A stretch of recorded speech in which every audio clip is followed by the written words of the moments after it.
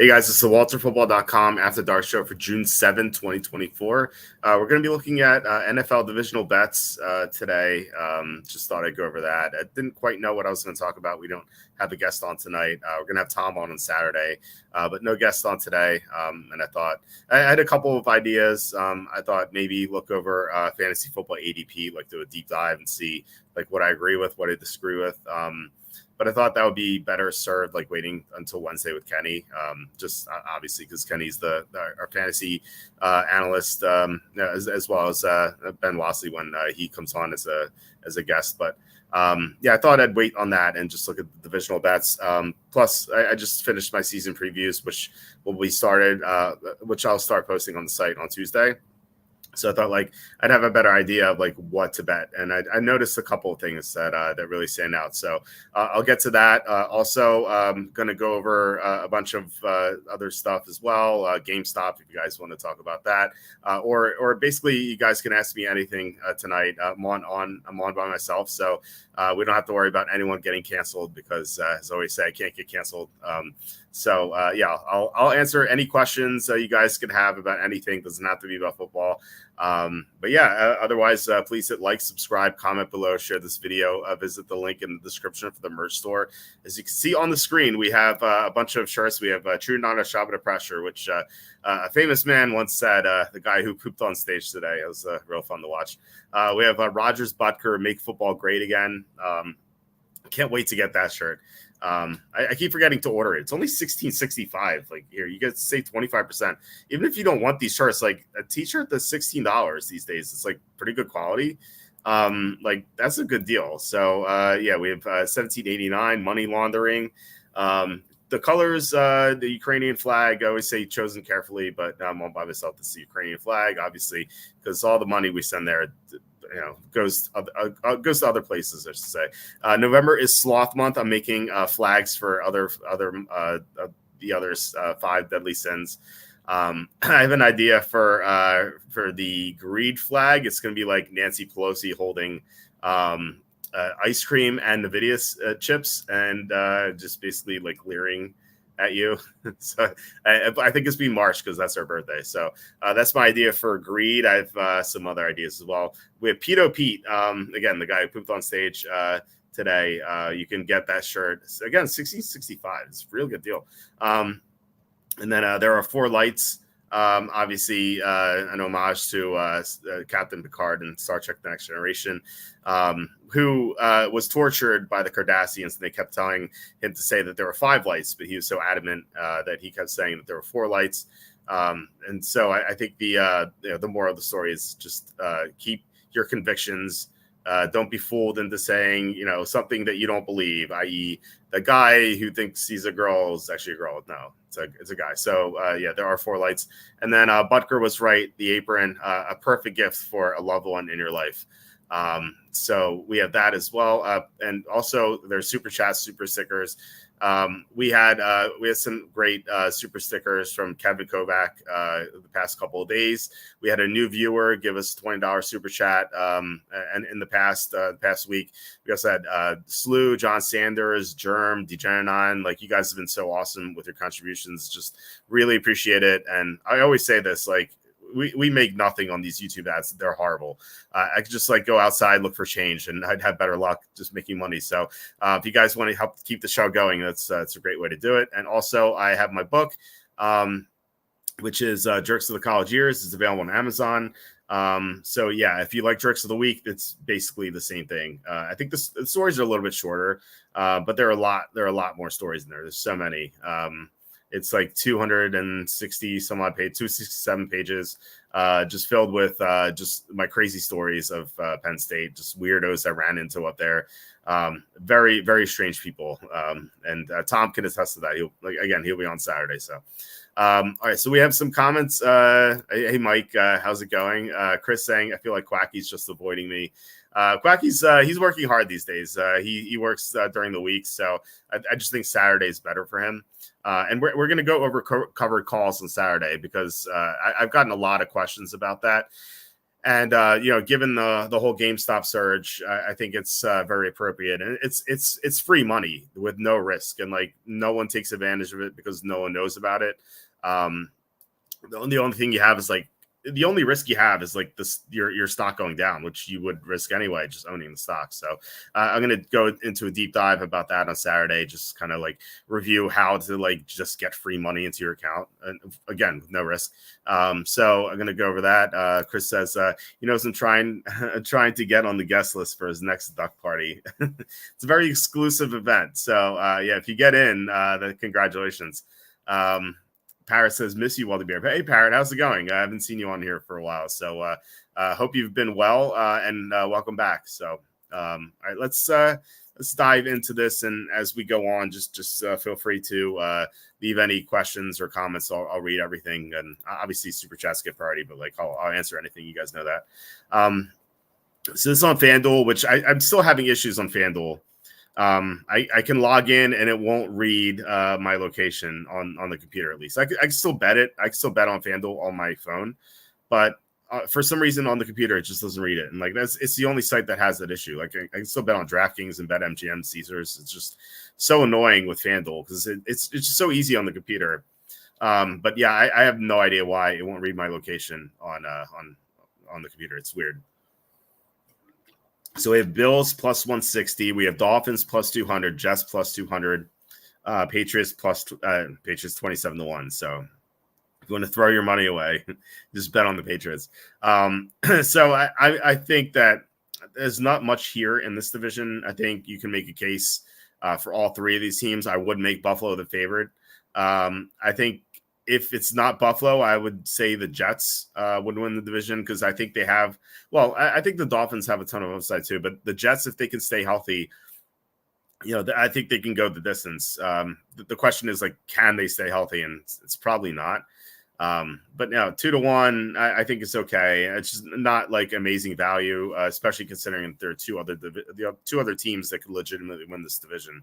The Dolphins have their injury risk, plus they lost a bunch of front seven players this offseason. So I think they might be in for some regression, but again, they have a lot of upside as well. Yeah, I would make the Bills the favorite. I think that that number is pretty on point. We have the AFC South. We have the Texans at plus 105, the Jaguars at plus 270, Colts plus 330, Titans 8-1. I think the Colts are worth a look at plus 330. In fact, I think you could bet the Jaguars and the Colts now. And if like the Texans slip up early, they play the Colts week 1. Let's look at the Texans schedule. If it's tough to start, let's see. So they play so they play the Colts and then the Bears and Vikings. Okay, so and Jaguars, I guess, and then Bills. So yeah, they could be 2-3 after 5. They're probably going to be better, but still, it's definitely possible. That first Colts game is tough. So if they lose to the Colts and you bet the Colts at plus 330, I think you might be in a good position to take the Texans after that because they're definitely not going to be plus 105. Like the Colts might be the favorite just because, the people will have seen them beat the Texans. I guess it depends on how convincing that win is. But I like both the Jaguars and the Colts, especially the Colts. I think that they're really underrated. They have one of the best offensive lines in the NFL. They have Michael Pittman Jr., receiver, and Adonai Mitchell, I think, is going to be a good player. If Jonathan Taylor is going to be on the field the whole year, remember last year he had that holdout and then he got hurt again later. So he's going to be 100%. You have Anthony Richardson is going to be healthy. And then defensively, they added Laiatu Latu in the draft, the best pass rusher in the draft. So, they get to add to their defensive line, which is also has Kwity Paye and DeForest Buckner and Grover Stewart. Like, that's an awesome defensive line. So, like, yeah, they have a couple issues, like cornerbacks, not great. Linebacking core, probably pretty bad. But otherwise, like, this is a really good team. And with Gardner Minshew, they almost beat the Texans in Week 18 to get to the playoffs, and now they're going to have these upgrades. I think that you could definitely make a good case for them to win the division. At plus 330, I think it's pretty good.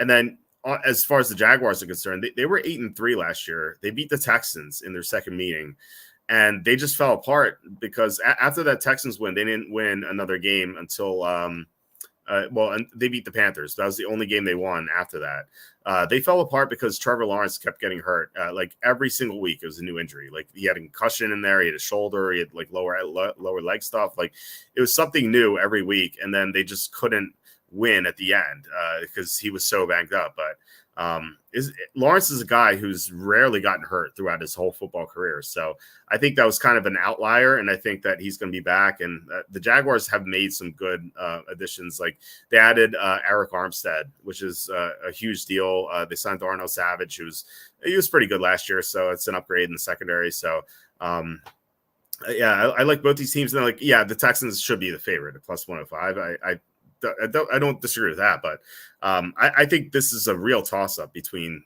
all three teams. And so if you get plus 270, plus 330, and then you get the Texans at a good number, if they lose like early on, then I think that you could have something here. I don't think I'd take both the Jaguars and the Colts. I think I'd decide on one and then try to hedge with Houston and just kind of like hold my breath if the other team kind of fails. So that's why I was like highlighting the Colts more than the Jaguars, just because first of all they have better odds slightly, and then second, I think if Richardson stays healthy, I think they have more upside. Plus they have Flacco as a backup, so if he plays, it's pretty good. He's better than Minshew, at least he was last year. So. I like that. Chris says the Texans remind me of the 2021 Browns. All the hype coming off a playoff win and close loss at Arrowhead, and then they went 8-9. That was Baker Mayfield really struggled that year. So I think you can make the case there that's kind of the same because CJ Stroud's another young quarterback, and then he was so good as a rookie, but he could regress. The problem is like they have so many talented receivers around him, and that team as a whole is really good. So I don't think they're going to be as bad as 8-9, but like if they like struggle a little bit and then like end up finishing 10-7 and the Colts finished 11-6, I can see something like that happening. I think I have all three teams make the playoffs in the division. I definitely two. But yeah, I think they all have a good chance to make the playoffs. So it's pretty tight. Chris says Jaguars open at Miami versus Cleveland, at Buffalo, then at Houston. Maybe worth waiting if you want to take them. It's a good point. Yeah, so I would take the Colts right away and then try to wait on the other teams to kind of slip up. So it's a great point on your part, Chris. All right, so AFC North, we have the Ravens plus 140, Bengals plus 170, Browns 5-1, Steelers plus 650. I think the Browns are worth a shot here. Talked about this for a few, like a few times. I think the Ravens are going to have a decline this year. They lost 3 offensive linemen this offseason, so their blocking isn't going to be as good. They lost Patrick Queen. They lost one of their starting cornerbacks. I still think they're going to be a good team, but if you get knocked down a peg or two in the AFC, like you can go from the first seed to like almost out of the playoffs. Like that happened to Tennessee a few years ago. Now Baltimore is definitely better than Tennessee was that year, but I think the Ravens could finish like 10-7 just because like they're gonna have decline. It's a tough schedule, and then you have the Bengals. I would make the Bengals the favorites. So plus 170 doesn't seem too bad for a team that should be favored in this division, but it's not an amazing number. It's just it's pretty solid. So I would definitely consider it. But I do like the Bengals. I like the Browns at 5-1. They have the best defense in the NFL. At least last year, it was number 1, and it could be better this year. Their offensive line was missing Jack Conklin last year. He only played 1 game, so he's going to be back. And when they're all healthy, that offensive line is definitely top 5. They added Jerry Jeudy. You could argue maybe it's not great, but still, it's better than the other option that they had last year. They still have Amari Cooper. We don't know what's going to happen with Nick Chubb. He may have trouble playing in the first half of the year, but this was a team that made the playoffs last year without Chubb. He only played a game and a quarter. So I would assume that he's going to play more than that this year. The quarterback's an issue. Deshaun Watson, he hasn't played well since 2020, but there is upside with him, and I like the rest of their team. So 5-1, I think it's a great number. Now, like, again, I would make the Bengals the favorite, but this is like a situation where you kind of can make an educated guess that the Ravens are not going to win the division, and yet they're the favorite here. So I think this is a good opportunity. Like, I don't think it's crazy to take both the Bengals and the Browns.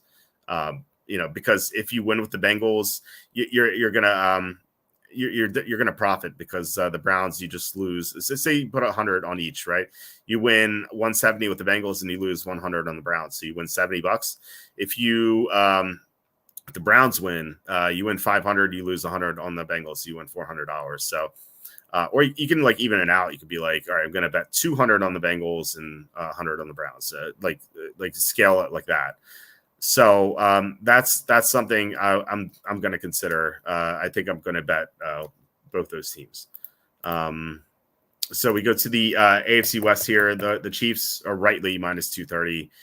Chargers are plus 350. Raiders 9-1. Broncos 20-1. Raiders 9-1 is not horrible. I'm sure we'll get some pushback because people have been fighting me on the Raiders, but I think that they have a top 5 defense. They were number 7 in defensive EPA last year, and they added Christian Wilkins, so they're going to be better defensively. The offense got Brock Bowers. They added Jackson Powers-Johnson, and Gardner Minshew is going to be kind of like a stabilizing force for them. They had Jimmy Garoppolo, who was terrible last year. He just looked so disinterested. And then they had Aiden O'Connell, who was a rookie, and now they're going to Minshew, and Minshew's not great, but he can at least like manage a team pretty well and get them close to the playoffs. And we saw that last year when again, like the Colts almost made it to the playoffs. Like they were a weird 4th down play away from beating the Texans and getting getting a wild card berth, or no, getting the division. Sorry. So they almost got into the playoffs with Minshew, and I think the Raiders could do the same here. The problem is the Chiefs, obviously, like that's why they're 9-1. But like compared to the Chargers, who are plus 350, like I think the Raiders are better than the Chargers. So I really like this number. And like, yeah, you're kind of banking on Mahomes to go down, because if Mahomes stays healthy, the Chiefs are going to win the division. But if Mahomes gets injured, suddenly it's wide open, and the Raiders should definitely be better than 9-1. Like I think. If you're gonna make the Chargers 350, I would make the Raiders like 350, and I make the Chargers like 6-1 or 5-1. I think the Raiders are better than the Chargers, so I just like the number. I don't know if I'm gonna bet this though. I just really stands out to me as like a good value, but you can't count on Mahomes getting hurt, because if he doesn't get hurt, the Chiefs are going to win the division. So it's a tough spot. Sue says Bengals get 4th place schedule, Ravens 1st place schedule. Yeah, totally. It definitely is going to make a big difference. Whereas like the Bengals have to play who? They have to play Buffalo. I don't know which division they play. Probably should look it up. I could do that very quickly. So Bengals schedule. Let's see which divisions they play. The Bengals play. Let's see. Looks like they play the AFC West, so they're going to have common games against the Chiefs. Yeah, obviously the Chiefs play the Ravens week 1 and the Bengals week 2.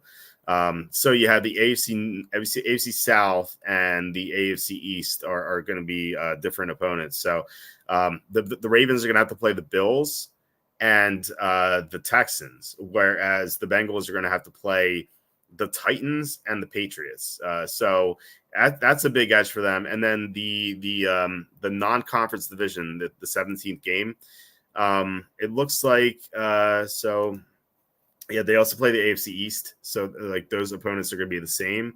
So they also play the AFC South. So that's not going to be a big difference. Like the Ravens are going to play the Buccaneers, and the Bengals are going to play the Panthers. I think the Bucs and the Panthers are pretty close to each other, so that's not a big edge. I mean, obviously, I'd rather play the Panthers, but still, and it's early in the year, so the Panthers still may be adjusting to Canales. So, I'm definitely on board with the Bengals at plus 170, and then also taking the Browns.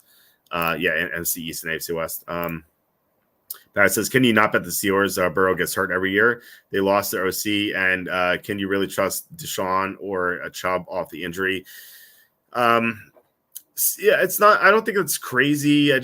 Man, I hate Russell Wilson. I just think he sucks. He hasn't played well in a couple of years. If and like Justin Fields is there, and I know he's there, but he gets hurt all the time. I don't trust him either. So I don't know. I don't think the Steelers are going to win the division. If they played in an easier division, I could see it. But like they have to dodge 3 bullets there. And even if Burrow goes down, and Deshaun Watson and Nick Chubb aren't quite right, I still think the Ravens are better than the Steelers. So they have to worry about the Ravens as well. So not that it's a huge difference between the teams, but it's still like I don't know. It's a really tough spot with Russell Wilson.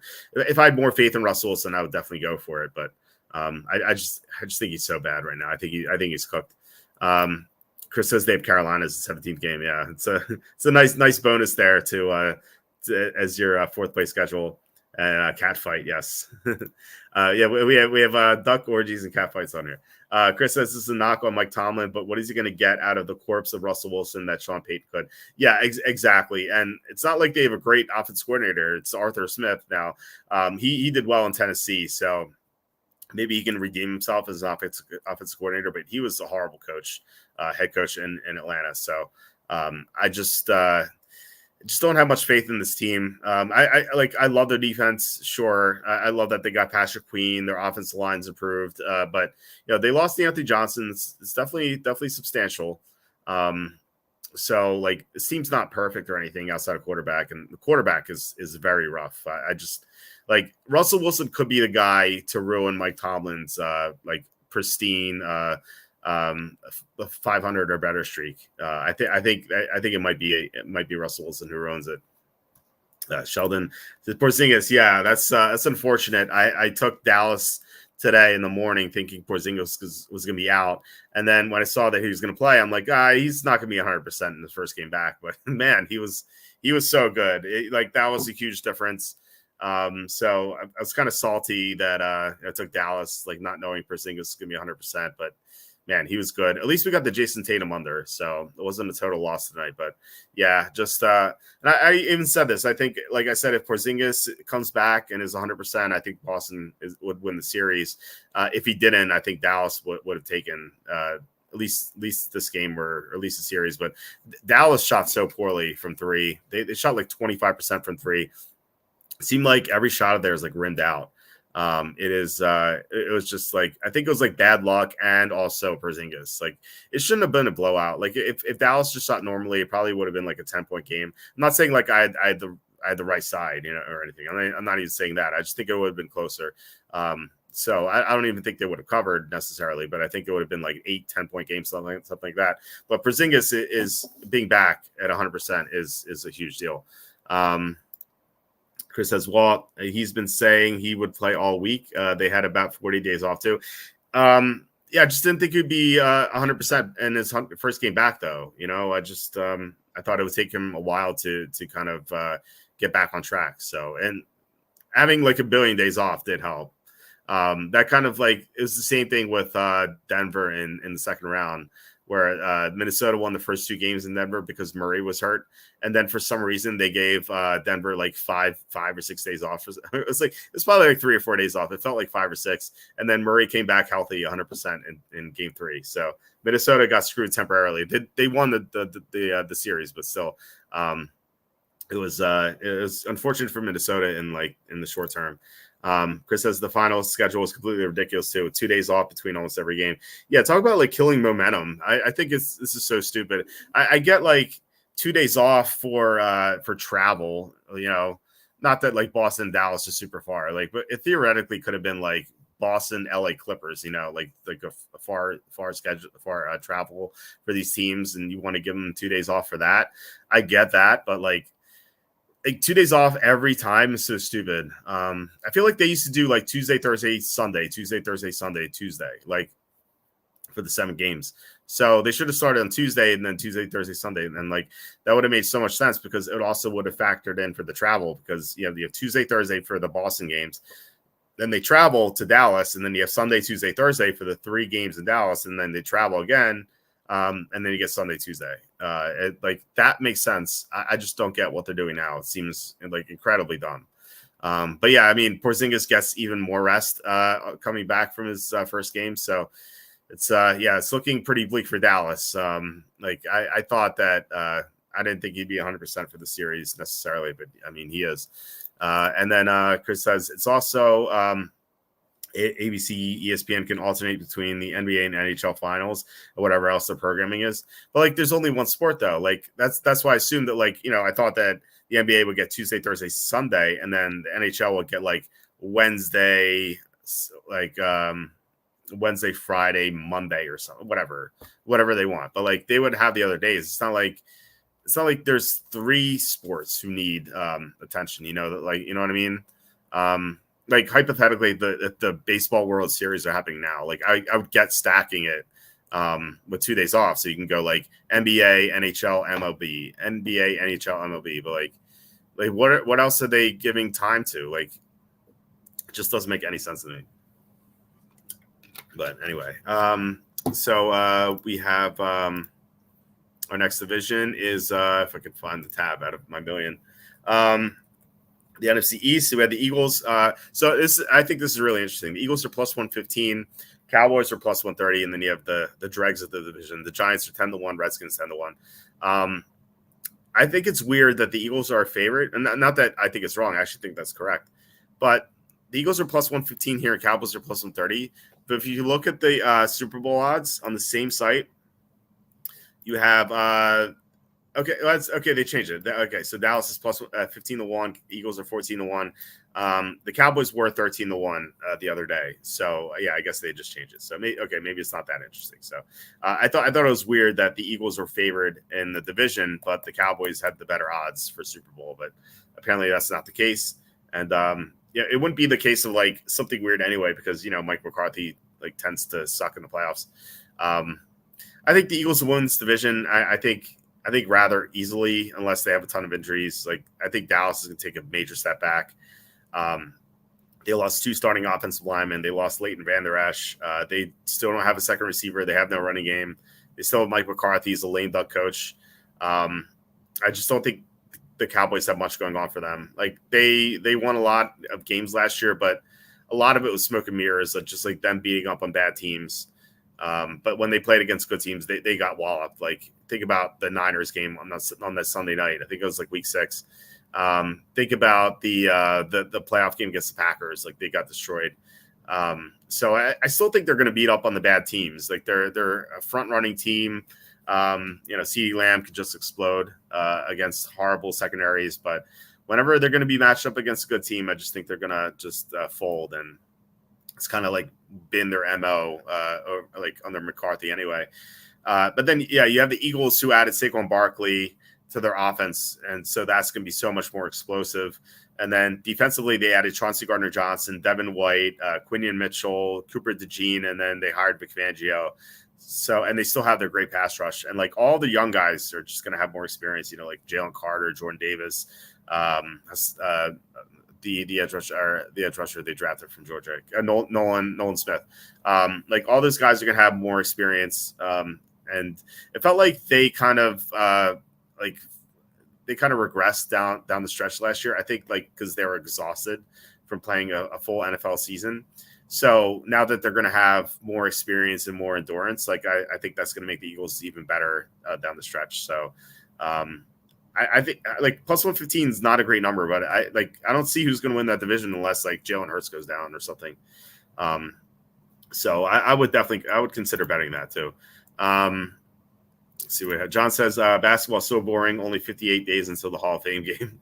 Yeah, I would rather watch the Hall of Fame game over basketball, even though the Hall of Fame game is going to be kind of boring too, because you're going to see all backups. But you do get to see some rookies too. It's sometimes it's exciting and I guess the novelty of football is going to be nice just because we haven't had it for a while. Steelers divisional bets. Sinui asking Steelers divisional bets. So yeah, they're plus 650. Again, I just don't trust Russell Wilson. I hate Russell Wilson. I used to be one of his biggest fans, but these days he's cooked. He has nothing left in the tank, and we saw it the past couple of years. 2 years ago, people were blaming it on Nathaniel Hackett. who's he sucks. So like I don't want to say that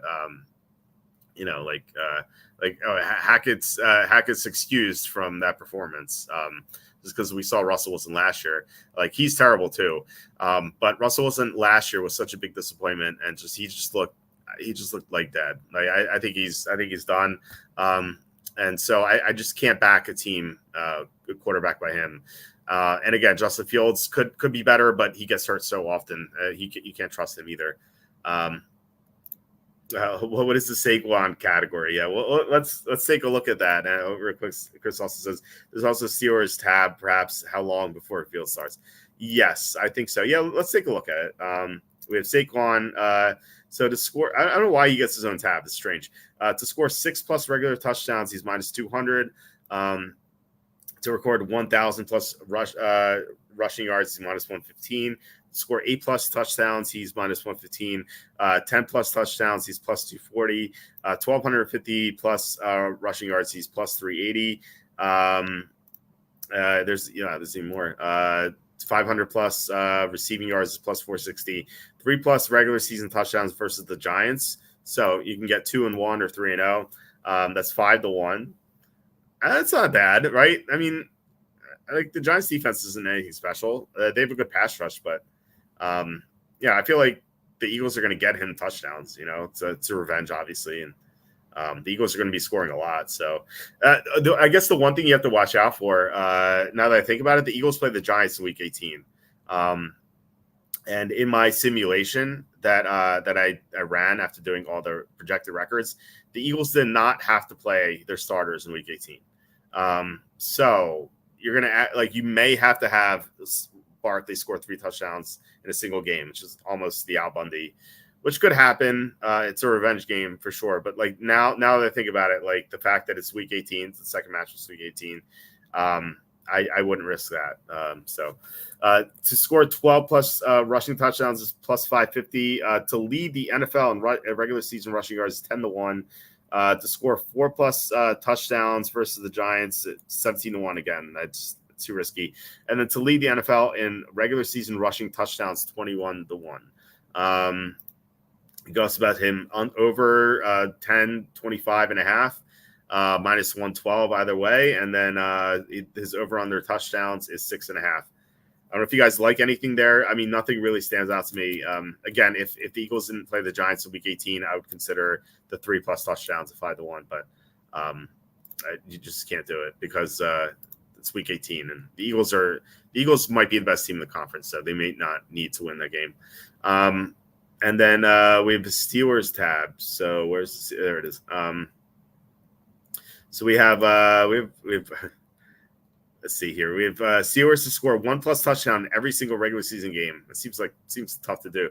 Plus 320. Najee Harris to score 10+ rushing touchdowns in the regular seasons, plus 460. I don't think I'd take that. Pickens to score 10+ receiving touchdowns plus is a 5-1. I don't think they'd take that either. Steelers to beat the Ravens on the road and at home in the regular season. So to get the sweep is plus 750. They usually split. I don't think that's going to happen. Justin Fields to score 10+ rushing touchdowns. Plus 750. He's not even scheduled to start in Week 1. So no. Justin Fields 25+ passing touchdowns. No. Russell Wilson to throw 40+ passing touchdowns, 29-1. You couldn't pay me. You couldn't pay me to bet that. Like that's insane. Russell Wilson to score 5+ rushing touchdowns, 38-1. I don't think he's going to last the whole year as a starter. So no thanks. I wish you could bet like no on these, but it's like probably going to make minus 6,000. Steelers to score 1+ field goal in every game is 42-1. I guess I don't know. I suppose that's pretty tough, but 42-1 seems kind of juicy. I don't know. I wonder how often that happens. Like, because how many teams did that last year? It might be worth a look, I suppose. Steelers had the 1 seed is 48-1. Don't see it. Steelers score 1+ passing touchdown in every game is 50-1. Not with their quarterbacks. Steelers to go 6-0 in the AFC North is 130-1. It's like a fantastic number, but it's not going to happen. Steelers to score 1+ touchdown and 1+ field goal in every game is 140-1. Steelers to score 1+ rushing touchdown every regular season game, so 160-1. And Steelers to be undefeated. This number is way too low, 250-1. That could be that could be like 2,500-1. I still wouldn't bet it. That's crazy. To be undefeated, like why would they be undefeated? I don't know. That's so weird that their own tab. Like I know the Steelers they have a big following, but I don't know. I mean, they could have Niners and Cowboys here as well. It's weird that the Steelers are the only team that have their own tab. Strange. I don't know. Maybe they're experimenting and like they want to add more tabs in the future for teams. But yeah, it seems strange that they only have the Steelers. Josh says Josh Allen's season passing yards went from over under 3,625 to 3,700 within a week. Get it when it's hot. Yeah, he's gone over that number every single year, right? Like, and you're only risking injury, I feel like, on that part. So yeah, I like that. I like the over there. So that's something I'm going to bet. Chris says Russell Wilson to throw 40 touchdown passes, free money. I know, right? Wilson had one season with 40 touchdown passes. The next highest was 35. Yeah, I wish you could bet the under on that. Unfortunately, they don't have that available. Sinewy says parlayed Eagles, Chiefs, and Niners divisional winners. I think there's a good chance all three win the division for sure. Niners, they have to worry about the Rams. The Rams are going to be really good this year, but Eagles and Chiefs should definitely do it. So maybe you can, if Niners Rams are pretty close, maybe you can hedge or something. But yeah, that should win. The NFC South, the Falcons are minus 115. It's too high. I think they're going to win the division, but Kirk Cousins may not be 100%. Remember, he's coming off torn Achilles. He's 36. And the Falcons drafted Michael Penix Jr. It's my theory is that they did that because Cousins is not 100%, and they might give him as sunk cost. So I could be wrong. I could definitely be wrong. Just my working theory. And if Cousins is 100%, I do think they're going to win the division. He's not 100%. It's wide open. I still think Atlanta could get it, but it's definitely going to be wide open with all four teams really. Buccaneers are plus 290. They won the division last year, but they got so lucky in so many games. It feels like they caught every single break, and it's not going to happen again. Saints are plus 350. They kind of suck, but it is a horrible division. They could do it. Panthers 11-1 is like the only thing I consider betting there, just because like if Cousins is not 100%, it's wide open, like I said, and you have to consider Carolina because they've made some really good adjustments. I love that Dave Canales hire.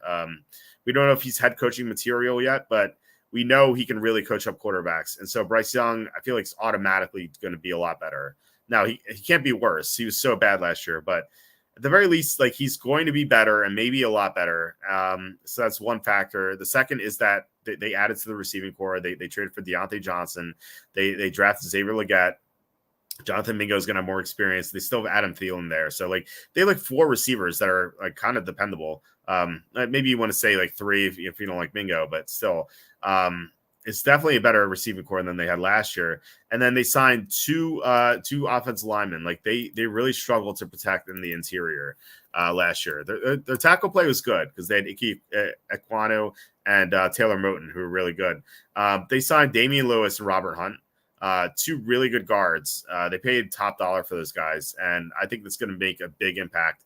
Like the only negative spot on their offensive line is center right now, and Austin Corbett's just like he gets injured too often. I don't think he's even played center in the NFL, so I just don't know how that's going to go. But like as a whole, their team is going to be a lot better. So I think at 11-1, it's kind of absurd to see that number. Like I'd make the Panthers like 7-1 or 6-1 or something. So I definitely think they're worth a shot here.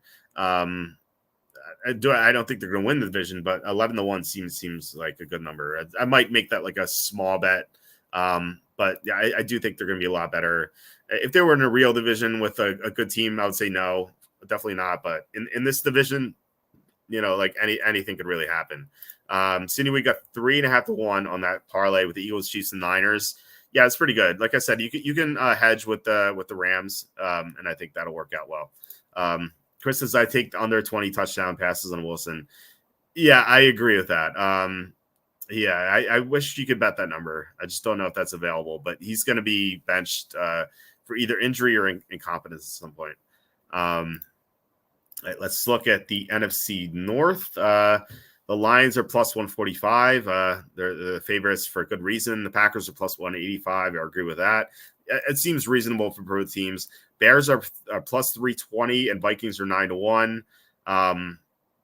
It seems weird. The Vikings have shorter odds than the Panthers do. It's very strange. I know the Panthers had the worst record in the NFL last year, but it seems like this should be at least flipped because like the Vikings have no chance to win this division. If they're in the NFC South, yeah, they could. But in this division, you have the Lions and Packers, and then the Bears are going to be better. So like the line, it's going to go to either the Lions or Packers. Like the Vikings would be dead money at that point. And the Bears are going to be competitive. I don't think they're going to quite get there, or at least not yet. Maybe next year. But yeah, I think Lions and Packers are worth considering. Like if you bet both of them, you actually profit. I don't like. I'm like wondering about this. Like, should you just bet both these teams? Because like, I really don't see the Bears winning this division. Like, I don't see them passing the Lions or Packers yet. Maybe next year, but not yet. And so you could do the thing where with the same thing with the Bengals and the Browns. If you bet the Lions and Packers and the Lions win, you bet 100 on both, then you win $45. If the Packers win, you win $85. Now you get totally screwed if the Bears win the division, but like I said, I just don't see that happening. So that's I might do something like that. I'd be shocked if it's not the Lions or the Packers. I just think they're so much better than the other two teams in this division, especially the Vikings. So let me know what you think about that because I think that's it's interesting. John says Panthers drafted Bryce Young for Caleb Williams, DJ Moore, Donna Wright, Tyreek Stevenson, Caleb Williams, and Panthers second round pick next year. Just crazy. Yeah, that's going to be one of the most lopsided trades we'll see in a long time. People always talk about the Herschel Walker trade. Yeah, the Ricky Williams trade. Like this one is really bad too. Just don't know what the Panthers are thinking. And had they gotten CJ Stroud, like we wouldn't even be talking about that right now. But it's crazy that I still remember this. It was a Friday evening.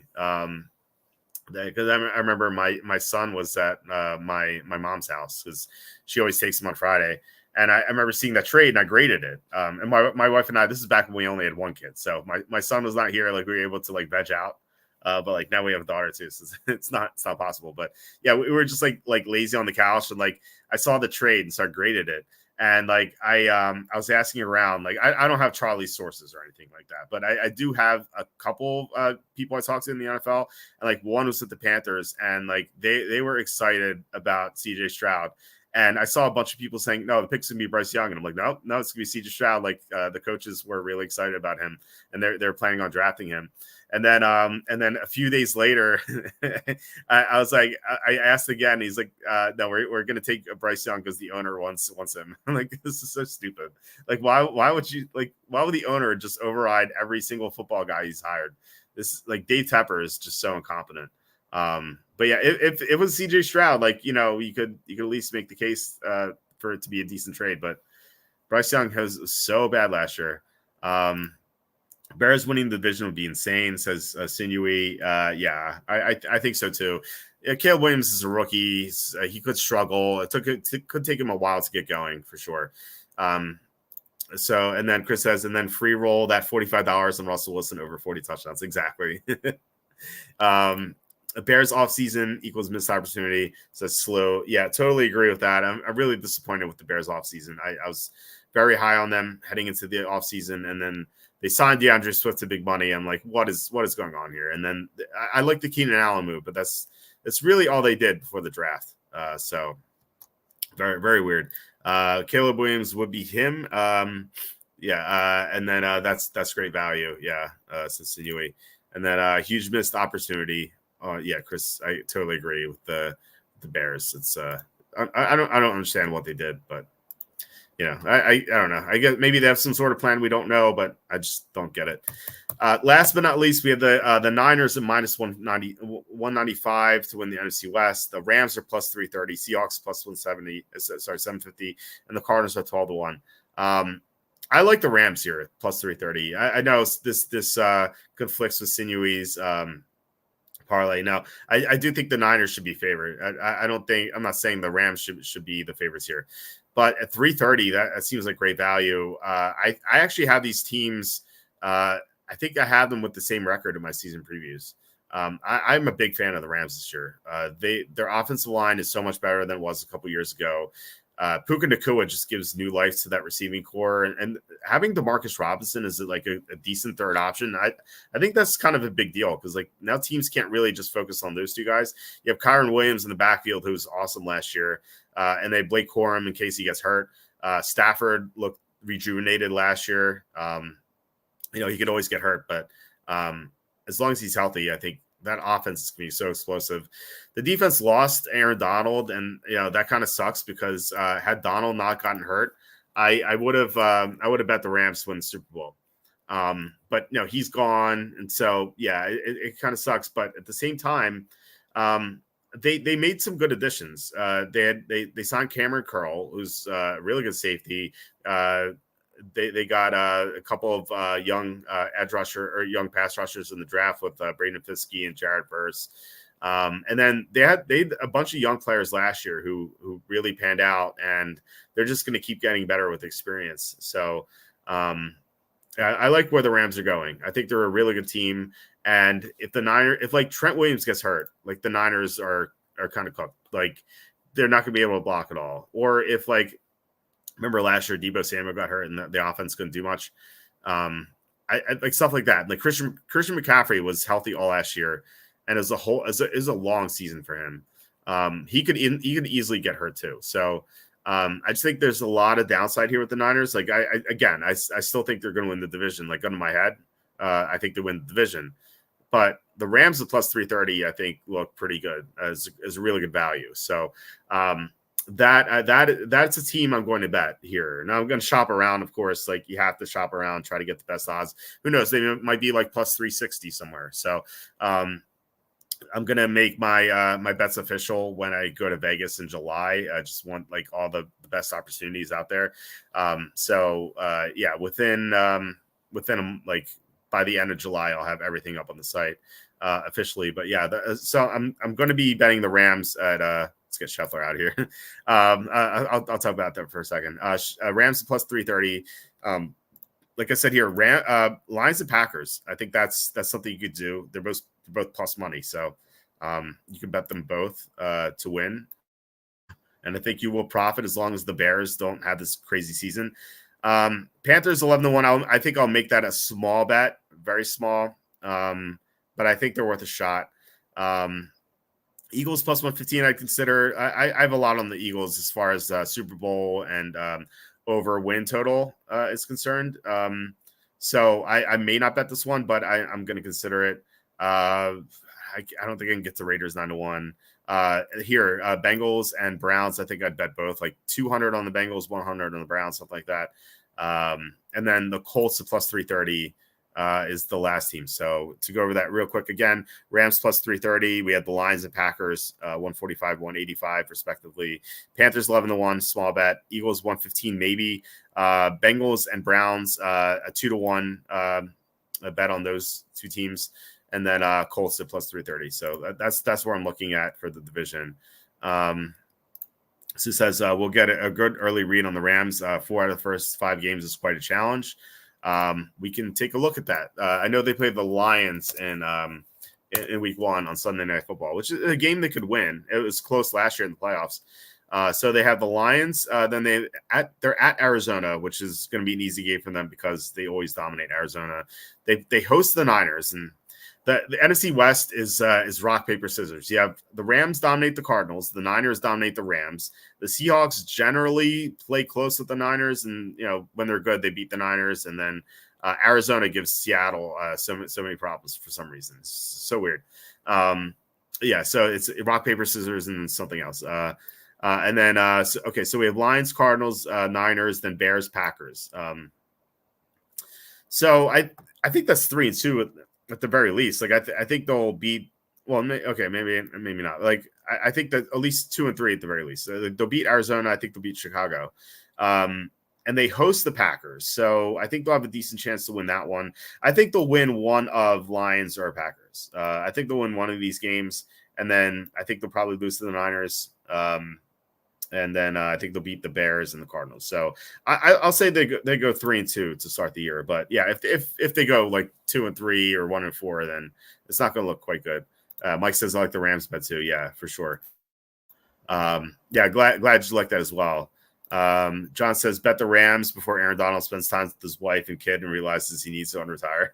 That's what Tom Brady did, right? Like the joke was like, yeah, Brady retired, then he went to Whole Foods, and then he just decided he had to come back. So yeah, I could see Aaron Donald reversing that decision. So yeah, maybe the Rams are worth a shot anyway to win the Super Bowl. Although, like, if he comes back, like the odds are going to be like that much better. You know, it's not like a quarterback or anything. And like I don't think like Donald coming back is suddenly going to like spark bettors like, oh, I'm going to bet the Rams to win the Super Bowl. Like I don't think like casual bettors quite know how good the Rams are going to be this year. So yeah, so yeah, if Donald like announces that he's coming back, then I'm definitely going to be on board. So Texans overhyped. Maybe. I think they might be the hype trap team. Like there's always one. A couple years ago it was like the Dolphins, the Browns. It was brought up earlier. And then last year I think it was kind of like the Bears. They, for some reason they got a lot of hype. Justin Fields had a great finish fantasy wise in 2022, and then I think they were favored over the Packers in week one, and the Packers just stopped them. So there's always one team you could fade in week one as the overhyped team, and it could be the Texans, it could be the Bears again. But yeah, I mean, like CJ Stroud he could just be awesome, so like even if they're overhyped, they can still justify the hype too, So I don't know. I'm not sure what to expect out of the Texans this year. Like they could win the Super Bowl or they could miss the playoffs. Like that's the nature of the AFC. It's just so good. But the Texans just could be the next great team with Stroud, and they have great weapons around him. Well, definitely Chris says definitely 1-1 unless the Bears surprise us. Yeah, that's true. Yeah, I don't know. I mean, we'll see what happens to the Bears. Like Caleb Williams struggling in practice makes me more bearish on them, but like you never know. It's just way too early. Jaguars were that team last year, the hype trap team.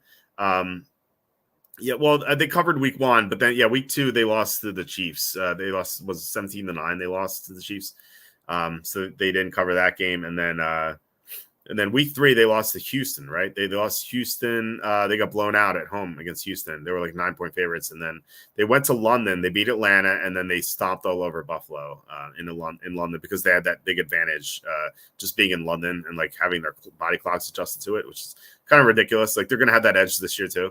I guess so. I don't know. I mean, they did make the playoffs last year, so I just don't know if that qualifies them for that. But yeah, I mean, they were overhyped for sure. Chris says, I mean, the Packers and Lions can't both win the NFC North. Yeah, for sure. So yeah, you're not going to win both bets, but yeah, you're gonna. All that matters is the profits, right? So as long as they're both plus money, like you might as well just bet both. I think.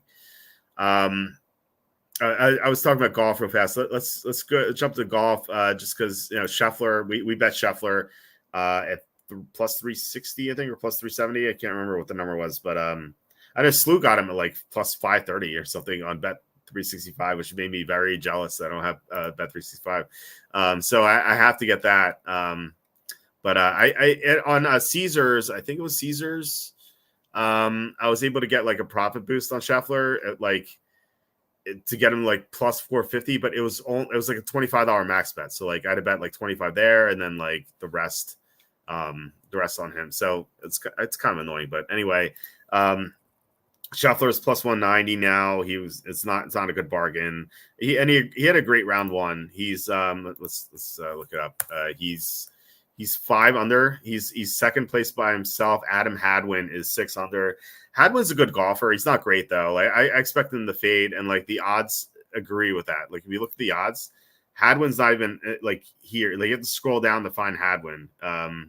He's where is he? He's right here. It's 22-1, even though he's in first place by himself. So people don't expect that to carry on, and I don't either.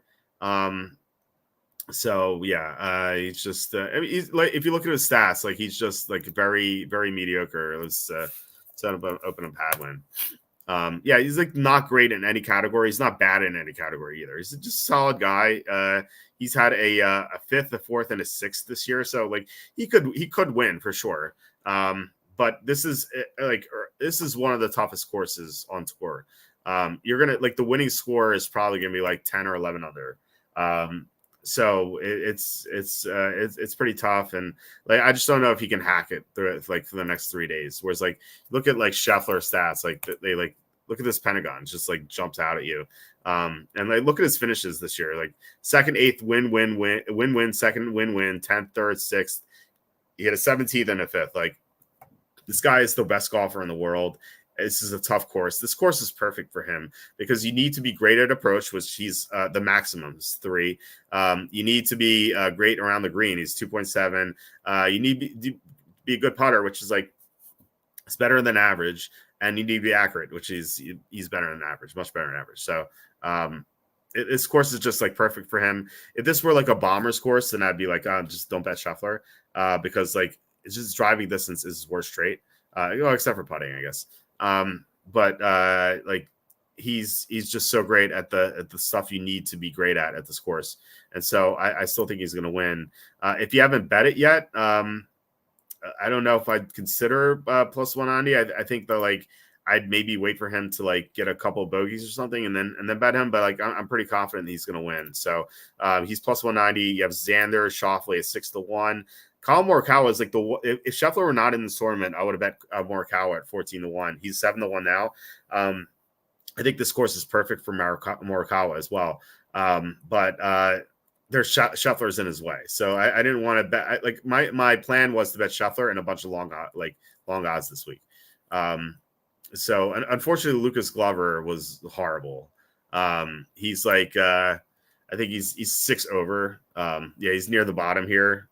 And like I talked about this on the site that like I called Lucas Glover Automatic Lover after the Real McCoy song. It's a 90s song. It was called Automatic Lover. And I just like jokingly called him that because like I just remember that song. And I have that song on iTunes, and like I was about to write him up because I like that he improved his putting, and like he's just a great ball striker. So like putting is his major weakness. So like I saw his putting had improved, and I was like I was writing him up, and like as soon as I started typing him, like my iTunes played Automatic Lover. Like, it's on random, and I have so many songs on iTunes. I don't know how many songs I have. It's in the thousands, and so it's just like it would be so random for iTunes to play Automatic Lover. And like as soon as I started writing him up, I'm like, this is a sign, right? If I was gonna bet a quarter of a unit on him, I actually ended up betting a whole unit. I only put a half unit on the site, but like today or like last night, I was like, I have to go the whole unit. And of course, like he's 6 over. It's just I don't know. So like I don't know, like I was like, yeah, this has to be a sign, but like a sign from where now? Like now I'm kind of like wondering where these signs are coming from. And like as soon as I checked the golf scores this morning, I saw he's in last place.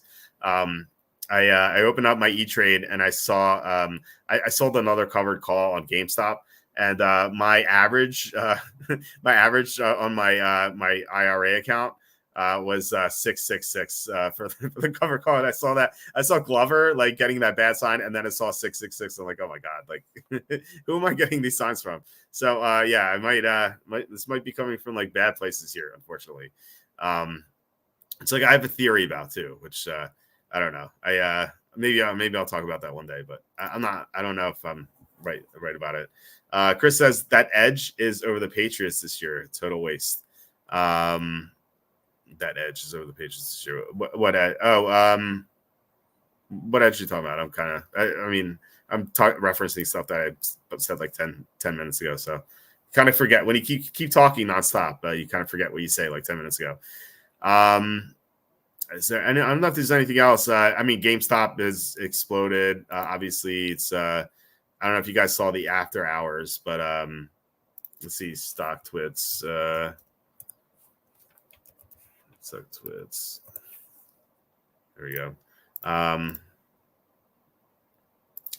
see, GameStop. I think it's $61. Yeah, it went 61.27 after hours.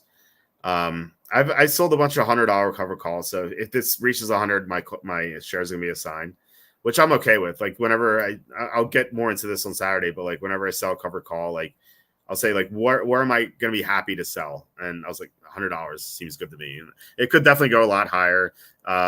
Roaring Kitty's gonna have a live stream tomorrow for like the first time in 3 years. So like there's gonna be so much hype heading into that. I think it's at noon.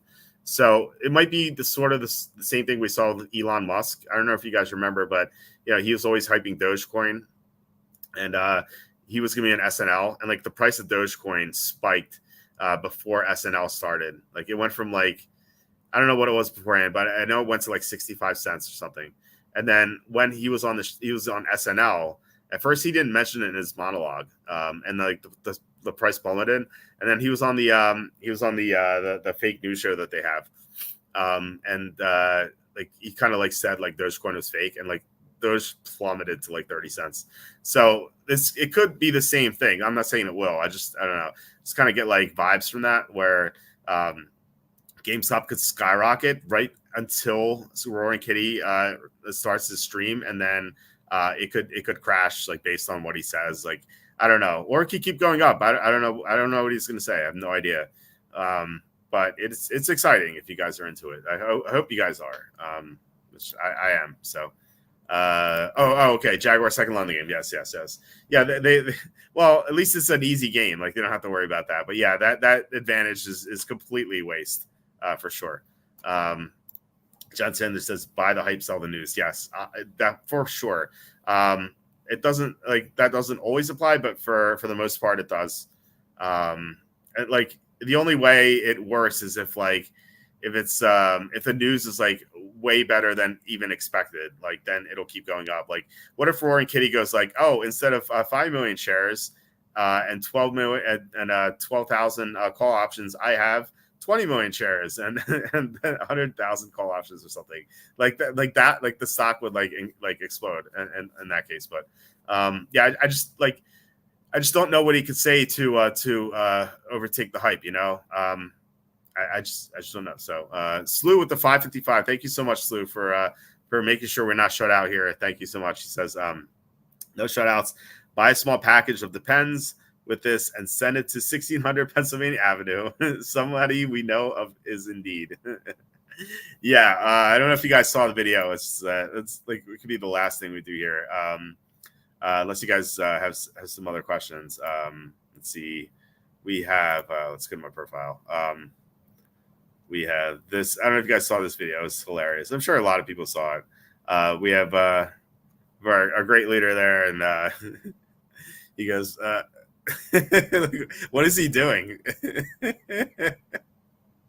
my son who's 2 and not potty trained yet, he'll do something similar. Not he won't go down like that, but especially after dinner.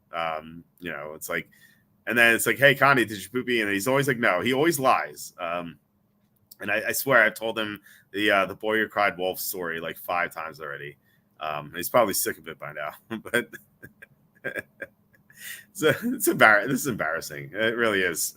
But yeah, I guess I don't know. It happens to the best of us eventually. But yeah, not all of us are presidents of the United States. John's imagine 4 more years of that. Yikes! I honestly don't think Biden's going to run. Well, he's running now, but I don't think he's going to be the final candidate. I think it's going to be Newsom or Big Mike, one of those two. Michelle Obama. I think it's going to be one of those two.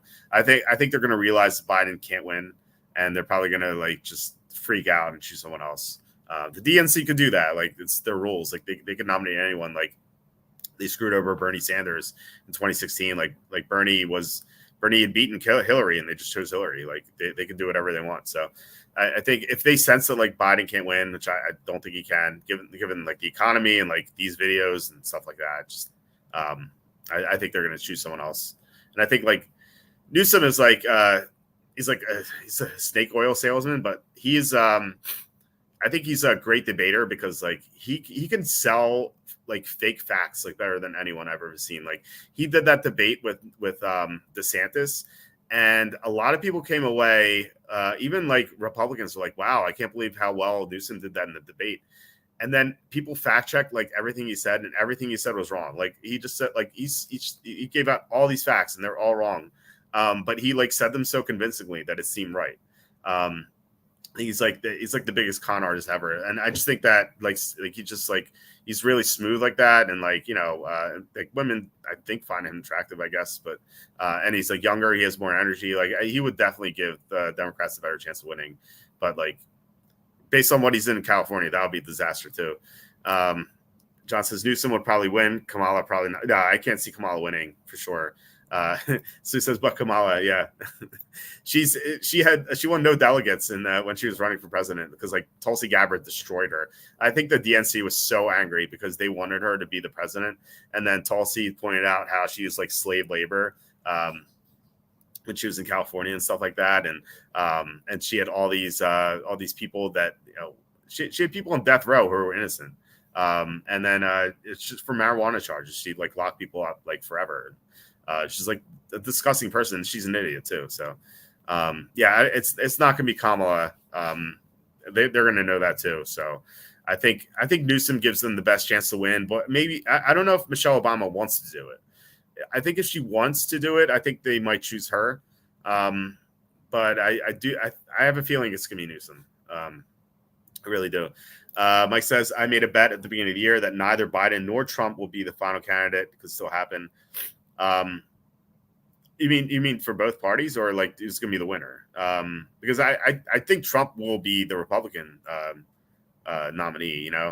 Like I think it's going to be Trump versus someone. I think it might be Newsom. It could still be Biden. I'm not saying it won't be Biden. I just think that there's a good chance that he'll be replaced. Just because like he's just way too old. I don't think he's even going to last these next 4 years. Like he's barely functional now. So yeah, I don't know. It'll be interesting. We have 5 months or so. That's the dream, Mike.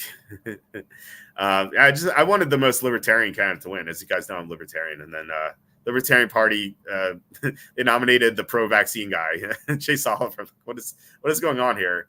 And then he's pro-open borders when immigration is the number one, like is the highest factor for voters. So it's like I don't know. Like I'm small L libertarian, not big L, because the party sucks. Like Jo Jorgensen, the candidate for 2020, she's talking about like anti-racism the whole time. She's like an idiot.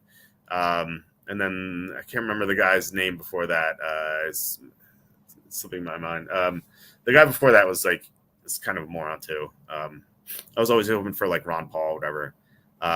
Trump could be in jail. Yeah, maybe. I think he's not. I don't know if he's going to go to jail. They might try to put him on house arrest. But yeah, I mean that they would love to get him in the orange jumpsuit. Jumpsuit. But I think that would just embolden his followers. I just think that he's like everything. It seems like everything the Democrats do is like helping him. They remind me of Wile E. Coyote. Like Wile E. Coyote, like would always have these intricate plans to catch Roadrunner. Like he would order all this stuff from Acme, spend all this money and all these resources from Acme. He'd have these anvils and like the dynamite and everything like that. And then like it would always end up with him falling off a cliff or getting the anvil on his head or getting blown up by the dynamite. Like it seems like that's what the Democrats are doing. Like they have all these intricate plans to get Trump in trouble or whatever, and like it just has like Trump raising more money each time, and like his polls are going up. Like it's so stupid. Justice Kamala might suffocate him in his sleep. Yeah, I can see that. Well, I made that joke about Nikki Haley. I was like, well, Trump's not going to pick Haley as his VP, but I was like, if he does, like, he's better like watch what he eats and like just have a taste tester for everything, because she might do something like that. Sue says Biden could not wake up one morning and Trump could go the way of JFK. The way of JFK, yes, I agree with that. Although, like, I feel like if they do that, I think obviously, the country would be over, I think. But I think that like it would just spark like some like just radical people to really come up and to succeed Trump. I think like making him a martyr like that, that's like the worst thing they could do. But these are stupid people, so they could definitely do that. Mike's bet has a shot. Yes, it does. It does. Mike Johnson completely smoked his brain away. Yeah, or Gary Johnson. Gary Johnson. Yeah. That's the name. Yeah. Gary Johnson is a disaster. He was. I remember he was on an interview somewhere, and like some people asked him about something. It was like some country, or there was like a war in some country, and he's like, "Oh, I never heard of that." It's like the political thing is to do like is to say if you don't know what they're talking about, you go like, yeah, we could talk about that, but I'd rather talk about like immigration. It's so important right now, you know, like just kind of deflect. Just don't sound like an idiot. But like he was like, oh, I've never heard of that. It's like, yeah, okay. Rubio would be a good VP pick. I don't. Well, the thing is like good in what way? Like good is in helping him win, or good is in like the benefit of the country. Like I don't like Rubio. I think he's too establishment, but I think actually I think he would help Trump win, because I think you would get all the Bush Republicans to vote for Trump in that case. And I've heard rumors that it's gonna be Rubio, just because like he's been already doing like backroom deals with like these Bush Republicans, which is kind of like makes me wary about that. It's like picking another Mike Pence. But you know, if you help him win, like is it worth it? I just don't know. Plus, VP isn't like that important anyway, unless obviously if the president goes down. John says, win those suburban women over that swung the 2020 election. Yeah, that's why I thought he'd pick a woman. I thought like Christy Noem before the dog stuff came out. I thought what was going to be the favorite. Tulsi Gabbard also makes sense. My friend, the Omnifral, the guy who was on a couple weeks ago to talk about TV stuff and movies. We were talking about that for a while. We hung out just a couple of weeks ago. And he's like really gung ho about Tulsi being the VP. So I'm not sure about Tulsi's like domestic policies, but like foreign policies, I think she's pretty good. And I like that she put Kamala in her place. I would love to see a VP debate between her and Kamala. I think that'd be amazing. Because saying maybe that fantastic White House visit for the Clemson Tigers. Remember that? I remember. Good in helping him win. Yeah. Yeah, I think that would be the benefit. And like I said, VPs, unless the president is not available, I think not uber important, you know. Chris says, or maybe they go for John Quincy Adams corrupt bargain type of deal. Yeah, something like that. The smart money's on Elise Stefanik. Okay, yeah, I think a woman would help for sure. But I don't think it necessarily has to be a woman, though. Like I think Rubio would definitely help him win. I think Byron Donalds would help him win. JD Vance is probably like my favorite, but I don't think that's like gonna help Trump get votes. I heard that like people were upset that Vivek was not one of the candidates, but like first of all, I'd rather have Vivek somewhere else, like doing more things than the VP. And second, I don't think Vivek gives Trump more votes. Like the people who love Vivek also love Trump already. So I don't think that he would help there. Although I do like him a lot. I just listened to a bunch of his interviews. He was on Tim Pool like 3 times. I listened to that all 3 interviews. I thought he's really good. Tulsi over Elise, she's hotter. Tulsi's a smoke show for sure. I remember I've heard of Tulsi before she ran in 2020 or it was 2019 whenever the debates happened for the first time. And I remember I think I was at my parents' house for some reason, and they had the debates on, and she came on. My dad was like, "Whoa, who's that?" And my mom was like, "Wow, she's pretty." I'm like, yeah, that's Tulsi Gabbard. Yeah, she's pretty hot. I agree. John says Obama chose Biden as VP running mate because of his foreign policy experience. Yeah, it's he has a lot of experience for sure. A lot of bad experience, but experience nonetheless. Like at some point, you know, like you have to do something when you're in office, and he just hasn't done anything. So, and he still hasn't done anything. All right, so yeah, I mean, yeah, I love talking this stuff, but it's we're like an hour 15, so and we're approaching 12:30 in the morning. I have some work to do for the site, so I have to get going here. But yeah, we're gonna have a longer show with Tom on Saturday. So looking forward to that. Going to talk about the covered calls and stuff.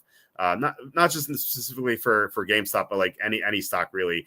It's free money in your account that you get right away, and there's no risk outside of the stock going down, which is like that's risk you're taking on anyway when you own a stock. So if you own a stock that has options and you have 100 of that stock, you should sell covered calls because it's free money. There is a bit of a curved upside, but not really if you do it correctly, which I'll explain. So yeah, gonna talk about that on Saturday. Chris asking what Mega Man robot would make the best president. That's a tough question. I don't know. I mean, is there an oil man where like you get like cheap oil and cheap gas? Oil man was I don't know. I don't know if that's yeah. I don't think that was a real guy. Or maybe Charge Man. There we go. Charge Man, I think would be good. Because you get all these EV chargers and stuff like that. Not that I'm like big on EVs, but that does help, right? I feel like you need something like that, or what's the name, Sparkman, something like that. You get like you could fuel the energy grid as your president. I think you have to go that route. Besides Splash Woman, of course, yeah. What a historic VP pick. We got Splash Woman. That was kind of silly. That I don't know. I thought it was okay. Mega Man 9 is a good game, but like I was like, they're like, oh, we got the first robot. I'm like, but they're not male. they're robots. they don't have like male reproductive systems. Like why do you have to make a woman? It's so strange. Says Tom better bring the hockey talk. Yeah, I'll make sure that he's prepared. I'll be like Slew asked for hockey talk, so I'll make sure that Tom prepares for that. Chris says Oil Man was George Bush. Didn't work out for the best. That's true. Well, he didn't like. I don't know. I mean, he didn't like wasn't able to produce oil like on his own. You know, I feel like that would be like super helpful, and I think that. Biden was like the opposite of Oil Man, whatever that is, because he canceled the Keystone Pipeline and just made he made gas super expensive. So I don't know what the opposite of Oil Man is. Is there like decrepit man or poop man? Like there's nothing like that, but if there was, that would be Biden. Yeah, so yeah, it was it's funny. So yeah, I'll talk to Tom about the hockey stuff. We'll be prepared on Saturday to get his Stanley Cup finals bets or whatever. So we'll get to a bunch of stuff Saturday. So looking forward to it. And like I said, cover calls and stuff like that. Good luck if you have GameStop calls or shares or whatnot. It'll be a fun Friday. Just can't wait to see what Rory and Katie has to say. Just really look forward to it. So I think all the hype will occur beforehand, and then I think there might be a sell-off when he's doing the video. So just be careful. But again, I could be wrong. It's so difficult to predict these price movements, especially on like squeezes like this. So it could go nuts. It could really go nuts. But then again, it could flop when he starts talking. So like I said, hope everything works out for you guys if you have shares or calls. But yeah, please like, subscribe, comment below, share this video, visit the link in the description for the merch store. All that would help us out a lot. It really would. And thank you so much to Slew for the 555, making sure we're not shut out. Really appreciate it, Slew. Thank you so much for your contributions all the time. Yeah, we'll be back on Saturday with Tom. Looking forward to it. And yeah, have a great start to your weekend, and I'll talk to you later.